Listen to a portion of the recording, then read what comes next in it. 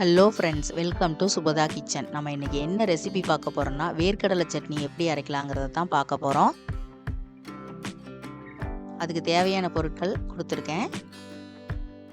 அதுக்கு 1 கப்பு வேர்க்கடலை எடுத்து வச்சுருக்கேன். இந்த வேர்க்கடலையை வறுத்து தோலெல்லாம் நீக்கிட்டு எடுத்து வச்சுருக்கேன்.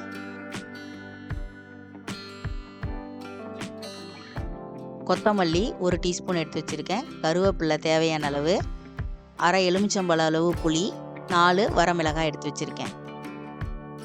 உங்களுக்கு காரம் அதிகமாக வேணும்னா இன்னும் 2 எடுத்துக்கலாம். ஒரு ஃபேனை எடுத்து வச்சுருக்கேன்.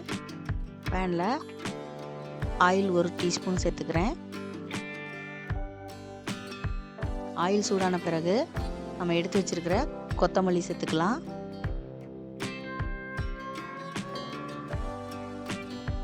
வரமிளகாய் சேர்த்துக்கலாம். கருவேப்பிலை சேர்த்துக்கலாம். புளியும் சேர்த்துக்கலாம். சேர்த்துட்டு நல்லா வறுத்துக்கலாம்.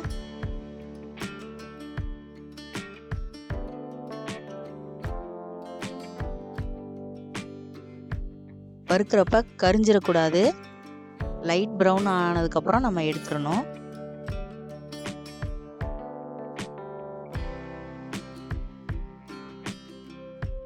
இப்போ நம்ம ஸ்டவ்வை ஆஃப் பண்ணிக்கலாம்.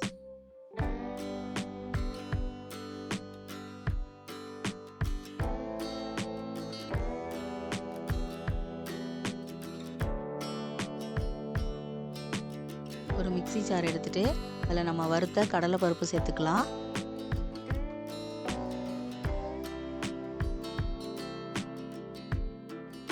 நம்ம வறுத்து வச்சிருக்கிற மசாலா பொருட்களையும் அதில் சேர்த்துக்கலாம்.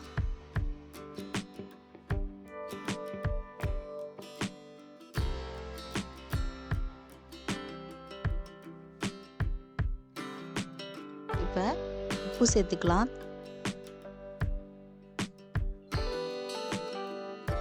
இப்போ இதை நம்ம அரைச்சிட்டு வந்துடலாம். இப்போ நமக்கு சுவையான சட்னி ரெடி ஆயிருச்சு. இந்த சட்னியை சாப்பாட்டுக்கும் ராகி களிக்கும் நல்லாயிருக்கும். நீங்களும் செஞ்சு பாருங்கள். மறக்காமல் சுபதா கிச்சனுக்கு சப்ஸ்கிரைப் பண்ணுங்கள். தேங்க்யூ.